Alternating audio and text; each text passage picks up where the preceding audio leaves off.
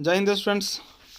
Business regulatory framework का exam आप लोगों का कंप्लीट हो चुका है। अब पेपर 4 कॉरपोरेट अकाउंटिंग का एग्ज़ाम 16 तारीख को होना है। ठीक है, तो फ्रेमवर्क का जैसे मैंने आप लोगों का प्रिपरेशन करवाया था, क्वेश्चन जो मैंने गेस किया था लगभग वही क्वेश्चन था। ठीक है, और ट्रू और फॉल्स भी लगभग वही था। चलिए, तो अभी मैं आप लोगों को ट्रू और फॉल्स का सही से आंसर बता देता हूं ताकि आप लोगों को कोई कन्फ्यूजन ना रहे। State whether the following statements are true और फॉल्स। बताएं कि निम्नलिखित कथन सत्य है या असत्य। तो पहला जो क्वेश्चन है, भारत में व्यापारिक संनियम सन 1872 में बना था, यह ट्रू स्टेटमेंट है। ठीक है, मैंने जो सेट 3 अपलोड किया था उसमें पहला सेट का पहला ही क्वेश्चन ये है। ठीक है, दूसरा क्वेश्चन है, अनुबंध के लिए ठहराव का होना आवश्यक है, ये भी ट्रू है। यह तीसरा क्वेश्चन था, मुझे जो याद है यह तीसरा क्वेश्चन था, अनुबंध के लिए ठहराव और प्रतिफल का होना आवश्यक है, ऐसा मैंने लिखा था, वही क्वेश्चन एग्जाम में भी है। ठीक है, चलिए तीसरा क्वेश्चन है, व्यर्थ अनुबंध तथा व्यर्थ ठहराव में अंतर है, ये भी मैंने बताया था सत्य होगा। अगर आपने देखा होगा तो निश्चित रूप से आपका यह सभी का सभी सही हुआ होगा। आप लोग कमेंट के थ्रू बताइएगा जो कितना आपका सही हुआ है। सी भी सत्य था। डी जो है वह है, विदेशी शत्रु में अनुबंध करने की क्षमता नहीं होती है, यह स्टेटमेंट भी सत्य है। यह 22वां क्वेश्चन था। ठीक है, सेट 1 का अंतिम।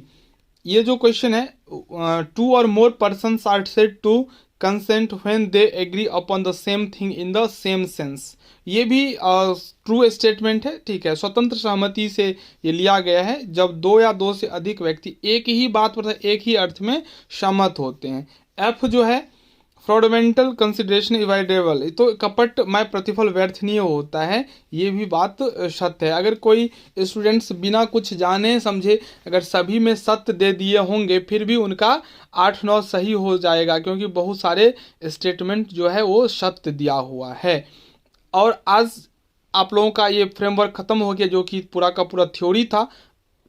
कॉर्पोरेट अकाउंटिंग में प्रैक्टिकल भी है और थ्योरी भी, दोनों रहेगा। तो प्रैक्टिकल जो भी करना चाहते हैं या थ्योरी जो समझना चाहते हैं, लाइव क्लास होगा, आप लोग जुड़िएगा और जहाँ जो दिक्कत हो आप बताइएगा, उसका सोल्यूशन आपको 100% मिलेगा।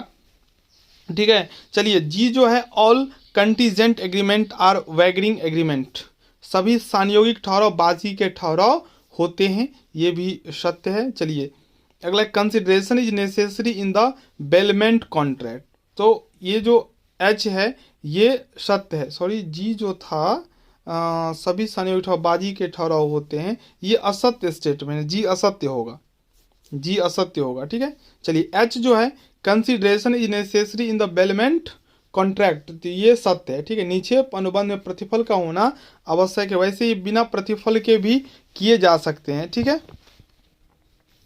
आई जो है, after sale if the buyer becomes insolvent then the seller can return the goods, ये ट्रू स्टेटमेंट है। और अंतिम क्वेश्चन है, partnership arise from a contract and not from status, ये भी ट्रू स्टेटमेंट। तो 10 जो ट्रू और फॉल्स का क्वेश्चन था ये कंप्लीट हो गया। आप लोग मिला लें और कमेंट में बताइए जो आपका कितना राइट हुआ है।